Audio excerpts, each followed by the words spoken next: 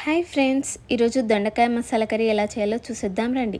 ముందుగా పాన్ పెట్టి పల్లీలు, ఎండు కొబ్బరి, యాలకులు, లవంగాలు, కొన్ని మెంతులు, నువ్వులు వేసి బాగా వేయించాలి. ఇప్పుడు ఫైన్ పేస్ట్ చేసుకొని పక్కన పెట్టుకోండి. ఇప్పుడు వీడియోలో చూపిస్తున్నట్టు దొండకాయల్ని ఇలాగా కట్ చేసుకోండి.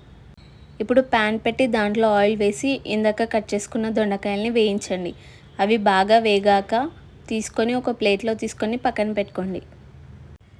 నెక్స్ట్ అదే ప్యాన్లో మళ్ళీ ఇంకొంచెం ఆయిల్ యాడ్ చేసి ఆవాలు, జీలకర్ర, పచ్చిమిర్చి, ఉల్లిపాయ, అల్లం వెల్లుల్లి పేస్ట్, కరివేపాకు, టమాటో ముక్కలు వేసి బాగా ఉడికించండి. ఉప్పు, కారం, పసుపు కూడా యాడ్ చేయండి. ఇప్పుడు మనం గ్రైండ్ చేసిన స్పెషల్ మసాలా పేస్ట్ వేసి బాగా కుక్ చేయాలి. నూనె వేరు అయ్యేంత వరకు ఈ మిక్చర్ని అయితే ఉడకనివ్వాలి.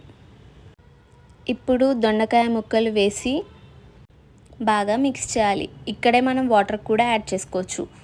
ఇప్పుడు మూత పెట్టి సన్నని మంట పైన 20 నిమిషాలు ఉడికిస్తే దొండకాయ masala curry ready. Subscribe for more.